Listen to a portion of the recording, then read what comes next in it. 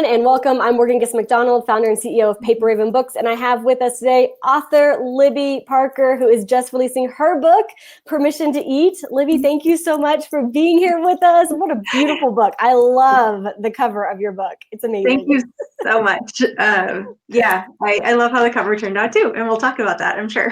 Yes. So your book is so important for a lot of conversations that are happening today around food and nutrition and body image and just self-image. And I'd love for you to talk a little bit about Permission to Eat and like why you felt sort of called to write this book. Yeah. Wow. I can't even think of like how it necessarily started in my head, but the content of the book, it's an eating disorder recovery book specifically aimed at college students and young adults, although it's pretty applicable to people across the age spectrum. And I felt really called to write this because I felt like I kept repeating myself. I'm a registered dietitian and I see clients one-on-one who have eating disorders and want to, be free of them and have a normal life and have a good relationship with food. And I kept saying the same things to people over and over. And a lot of times I was giving them permission to eat. And it was like a thing they couldn't allow themselves to have, whether it was with a specific food that was scaring them or all foods in general, and they were just really restrictive, or all the different, I could talk forever about eating disorders, but try to keep it short. I noticed I kept saying the same things over and over, and I thought, if I'm just trying to reach people one-on-one, there's only so many hours in the week, and legally I can't work with people in every state or country, so I wanted to find a way to share a lot of the information I was giving out that was working for my clients. Yeah. So what types of clients do you typically see, and what are they usually struggling with? Yeah. Oh, I see quite a range. My niche is definitely young adults, probably end of high school through early 30s, especially in college. That's really, like, if we had to narrow down, that's who I see mostly. But I've seen people from 14 to 80 with disordered eating or an eating disorder. So it's either people who are restricting what they eat, whether in terms of types of food or calories, people who are binge eating, people who are binging and purging, whether by throwing up or exercise or diet pills or laxatives, a lot of over-exercisers, a lot of people on diets that are not working for them, which, we'll tip here, diets don't work. So my philosophy has really been, how can we get people off diets and trusting their body, trusting themselves to be really intuitive with how they're eating. Yeah. And so what kinds of, you're sort of getting into it with like the permission to eat, but like what kinds of advice or like messages or, kind of wisdom that seems to like resonate with folks who have like disordered eating or, kind of unhealthy approaches to food, which is all of us probably. Yeah, theoretically everyone probably has a little bit of something, but luckily most of the time it's not that bad. So eating disorders are still a relatively small subset of the population if we're getting, diagnosable, but oh my gosh, I'm going to go into stats right now. So before I answer your question, my graduate research paper was on prevalence rates of eating disorders among college females. And that research showed that about 50% of college females were having disordered eating, and 10 to 13% would have what would be a diagnosable eating disorder, whether or not it was actually diagnosed. Wow. And I'm over here thinking, like, I have 3 daughters, right? We have 4 kids, 3 of them are girls. And I'm like, one of them is probably going to have an eating disorder. And it may not show up till college, but I mean, it might start at whatever age. I mean, you said 14 is like some people that you're even seeing in your office. So it's like, wow, maybe we should be having these conversations early. Really early, yeah. So quick tip for all the parents out there, don't restrict what your child is eating, comment on your weight or their weight, put them on a diet. The more you can neutrally approach food, the better. I'm just going to leave it at that. That's a very brief thing. But I mean, so outside of females, there's not been a lot of research on males and prevalence rates, but in general, it's about 1 in 4 people with a diagnosed eating disorder are male. And there might be more and we're just not catching it because men typically are not speaking up. And then among the LGBTQ plus population, the rates are much, much higher. It's at least, I want to say it's 1 in 3. I could be wrong on that number, but Wow. it's really high. So that was another big part of my book, was making sure it was very gender neutral, because I've had clients of all different genders. I've had non-binary, I've had trans, cisgendered. So we're really seeing this across the spectrum, and it's affecting people from every walk of life. Wow, that's incredible. And what are some of the things that how do people's lives sort of change? Like once they can listen to like and really hear this advice and start to put it into practice and give themselves more permission to eat, like how do you see people's lives beginning to change? Oh, so many ways. It's amazing how much brain space an eating disorder takes up. Mm, Thinking about food multiple hours a day, there's so much more you can do with that, energy and brain space. So once people are free of their eating disorder, they're having deeper, more meaningful relationships, whether with significant others or friends or family. They're able to do much better in school and focus better, or at work, they can actually focus and, move up the ranks a little better. Their reaction times and ability to, remain on task are better. So, I've had physicians that I've worked with as clients, and it's like, man, I wouldn't want you operating on me if your brain's not really there. So, oh my gosh, what else? I really, really love working with the clients, because when they do make that shift, it's almost like a light comes on and their yeah. personality starts to come out, and they get excited about all the other things in life. Food is just one piece of life. It's not the most important piece. So it's really cool when they can take on their hobbies and passions.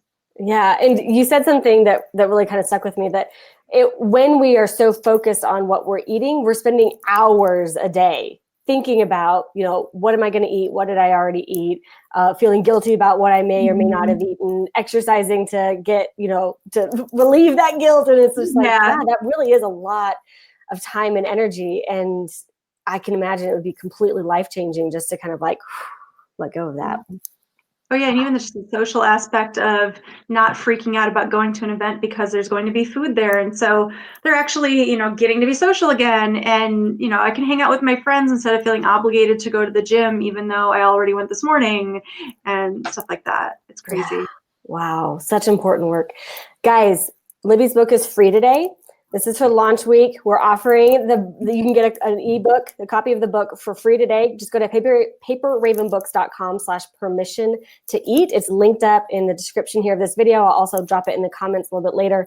But this is such an important conversation to have. Like whether you yourself have struggled with eating disorders, and many of us have, or you have daughters, or you have nieces, or you have, friends, kids that maybe you're like a godparent, or like you just have especially a young female in your life who you really want to support. Like this is a really great way to get that foundation of like, how do we talk about food? Or maybe how do we not talk about food? Like how do we make sure that we aren't accidentally giving like shame or guilt or, something like that to our daughters, like unconsciously. I think it's really important. So amazing work. People are also always curious about like, how did you decide to like write a book? What was it like writing a book? What's it like publishing a book? And so I was wondering if you would give us just a little bit of moment or kind of a time period where you were like, I think I'm going to write a book. Do you remember when that happened?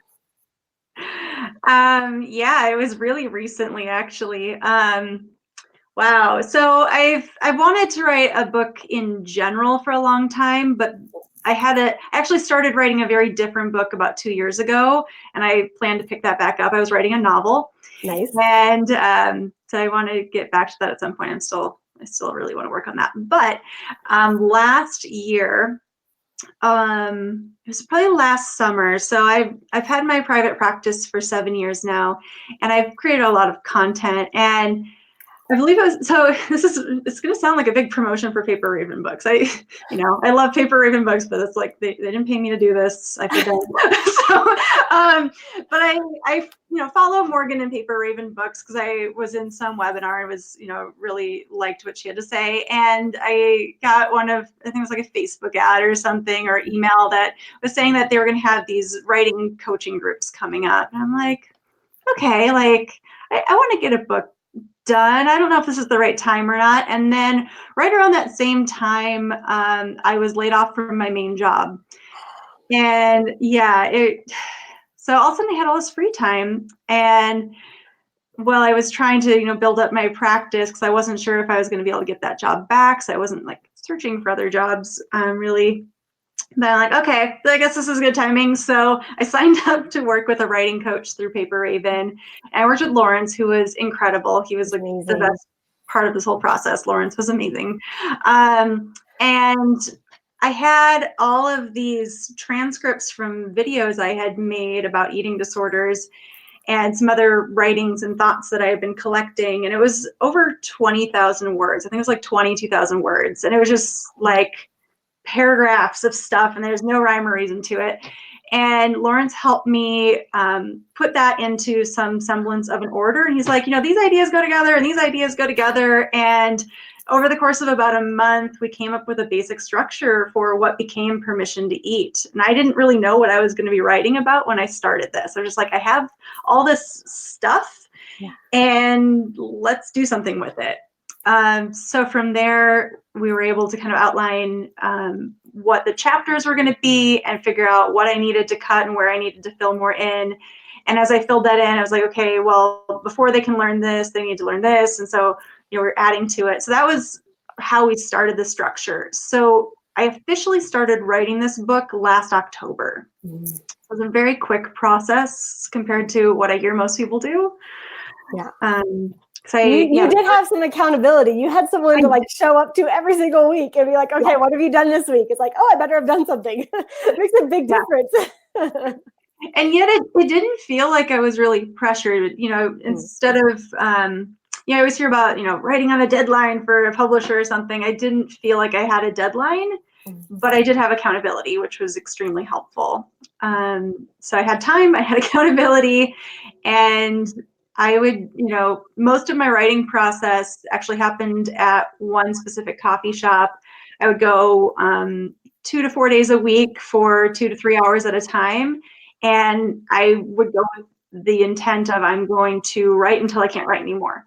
Wow. And I would get my breakfast and I would sit down and open up my computer, and my first task would be I'm going to work on the book. And when I can no longer focus on the book, then I'll take a break and check email and Facebook and whatnot. And then if I'm feeling good, I'll go back and write some more. So I would usually get 1.5 to 2 or 3 hours worth of writing done a day. That's actually a lot. Like some people feel like, oh, I need 4 hours to do writing. I'm like, that's a lot of writing. It's a lot of intense focus. So yeah, an 1.5 to 2 hours is amazing, for one day. Well, and when I say writing, I also mean researching if I needed something. Like if I I know I need to look up research papers for the section on amenorrhea or something. It's like, okay, I'm going to go through PubMed and find that stuff too. So that was part of it.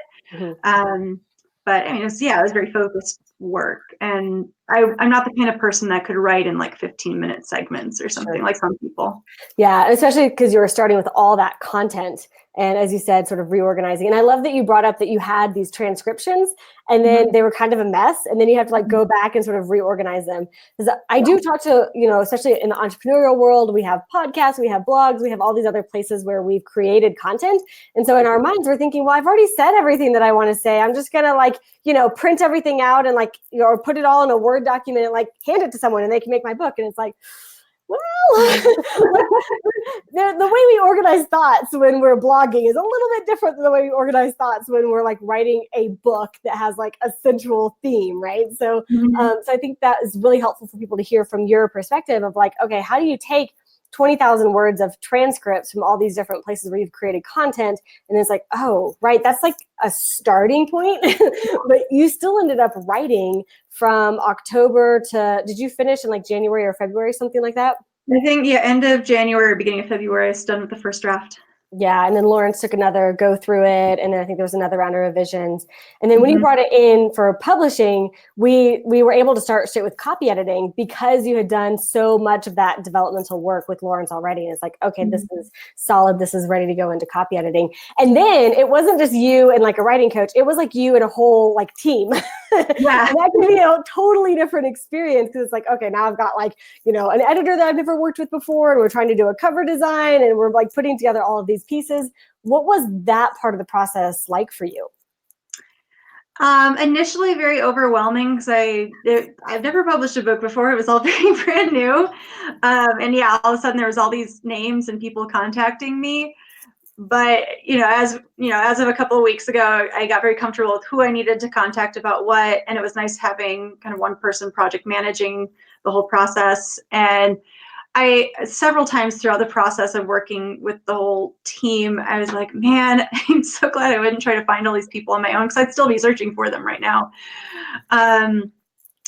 Oh yeah, it was a good process though because it was very streamlined. I went to one editor and they'd have it for the book for a week or so, and then it would come back to me, and then I'd have the book for a week or so, and reviewing the revisions and approving those. Then it would go on to the next person for a week or so, and so we kind of just kept going back and forth. And I always got to regain or remain in control of it. So if I didn't like something, it didn't happen. So that was really nice to have that autonomy and not think that someone was ripping apart my baby. So, Yeah. Oh my gosh, that is really important, especially as the author. And it's like, yeah, all of your like all the messages that you really want to like share with the world. It's like, well, we want to make sure they're good, but not not change them in any substantial way. And the cover design contest, people always want to know, like, what was that process like? So when we do a cover design contest, you get to see like hundreds of concepts. Like, how did you know what you wanted? well, initially, when I knew that we were going to be doing a contest, I went through a bunch of book covers and made a Pinterest board of ones that I liked. And even if they didn't have anything to do with my topic, but like, I like these colors together, or I like this concept, don't do this kind of stuff. So I had that out for the cover designers to look at. And I think some of them really took it to heart, which was really That cool. was brilliant. Like, we're totally stealing that. You guys, no one's done that before. It's like I know what I want and I don't know how to say it, so yeah. I'm gonna like visuals. Yeah, so I think as the cover designs kept coming in, it was just very I guess intuitive. I just knew if something fit or didn't fit. I didn't need to ask people. It was just like gut reaction. Don't like this, like this, but I want this changed. And I'd say within 2 days, I had picked the person I wanted to design the book. And then from there, he had like, I don't know, 5 different designs, and we narrowed it down from there. So that was a much faster process than I thought. I thought I was going to be harrowing over it for weeks. Yeah. It's So amazing. It's amazing how many of our authors come in thinking like, I have no idea how to pick a book cover. And we're like, it's cool. Like, let's just see what we get. And then we get like several hundred design concepts. And it's amazing how, yeah, you as the author, you're like, I do actually have a style and like colors and things that I like. And you can kind of go through and say, yeah, these are my favorites. So it's always kind of fun to see. So we've walked through writing the book and like the editing and cover design and kind of publishing process. And now like we're in launch week, right? The book is launching. You had so much that you were prepping. I know you're doing a ton behind the scenes, like sending out press releases. You've been featured in like local newspapers and local media. And now we're doing the online push, right? So we're doing a lot of like the Amazon stuff and the traffic and things like that. And you're also sending out emails to people that you know and posting on social media. So there's a lot of pieces happening. What has this like launch process been like for you? This has been the hardest part of the whole process. Writing the book was a lot easier than marketing. I'm not good at marketing, and it makes me very uncomfortable. And then I've hit some roadblocks this week with, trying to email people through my personal email and either not hitting BCC or having them, I think, go to spam. And it's been that part's been really frustrating. And It was really good. I think the part that made it a lot easier was sending out some advanced copies for people to read, so that I knew I had people that were going to read it and leave a review, and that I could follow up with that had already agreed to do it, rather than these cold emails I've been sending out this week, which people are just like frustrated with my emails now. I promise I'm done after this week. Everyone who's listening, you won't get emails with me badgering you to get my free book. Just like it's a free book. It's free. It's not a big ask. So I think today was my last email for those. And then social media. I don't have a ton of followers on social media, but I have, I think, very loyal followers. So it's been really nice that I've been getting a lot of positive feedback from people who either they've read my book or they're just excited to read it in the future. And, they've been just very encouraging. So that's been really awesome. That is like the best part of launch week, is like the random people that kind of come out of the woodwork and you're like, I didn't even know that like you were paying attention to anything I was doing. And then suddenly they have this like these warm, fuzzy words about your book. You're like, oh my gosh, thanks. Oh yeah, waking up this morning to 10 5-star reviews on Amazon was the best feelings. It's like, I don't even know these people. This is so cool. It is amazing. That's absolutely the best feeling. It's like, okay, whew, all the self-doubt is beginning to sort of melt away just a little bit. Because I mean, the whole writing process, and you're like, oh, are people going to like this? Is this going to be meaningful to anyone? Is this going to be helpful? Like, am I a good writer? Like all of that. I mean, for me too, like for all of us, like it just sort of builds up and you get this like pent up tension. And then you're like, oh shit, am I really going to launch this book? Oh my gosh, just close my eyes and get it out there. And then it's like, as soon as you start to get that positive feedback, you're like, oh, okay, good. Thank goodness. Or at least that's my experience. I guess I shouldn't put that onto you. Yeah. Awesome. So and guys, today, the book is free. So while you're thinking about it, while you're here, while you're on this live stream, paperravenbooks.com, there it is, /permission to eat. Go ahead and grab that free ebook while it's available. You can, if you don't have time right now, read it this weekend, that's fine, but go ahead and grab it while it's available today. And I guess one of the last questions I always like to ask for like brand new minted authors is like knowing everything that you know now, like having walked through this whole process, it's basically been probably close to a year at this point. What's something that you would go back to, like, Libby a year ago and say to that previous version of yourself, knowing what you know now? Oh, so a year ago, I hadn't even started thinking about this book. Oh so that's you're a quick start. Yeah. When I set my mind to something, I get it done. So Libby, a year ago, you're going to write a book, and it's going to be very expensive to get out into the world to save your money.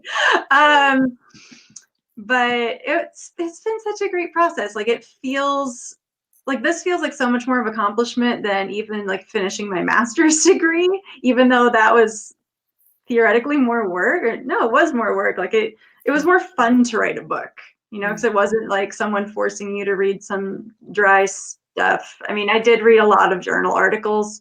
I base my work in science, so you are going to find scientific facts in there, but I tried to write the book very conversationally, so you're not just reading a textbook or something. But yeah, I mean, it came together so well and quickly, and I don't know what else I would tell myself. You're gonna write a book. It's gonna be great. It's gonna be easier than your grad degree. So yeah, I think it's something that it's definitely achievable for people. I think it's more and more people are writing books now, and you don't have to make it as difficult as it sounded years ago. Like I've been an avid reader all my life, and I follow a lot of novelists that I love. I don't tend to necessarily follow technical book writers like this one is, but you see them with the traditional publishing houses, and they talk about they got all their rejection letters for getting published, and a lot of them, like I actually was just talking with another author a couple weekends ago who was in town doing a seminar, and I went and I was asking her questions. We ended up having dinner together, and she was telling me she's now published, I think, 6 different books, and her, and most, I think 5 out of the 6 are novels, and they're all very specific.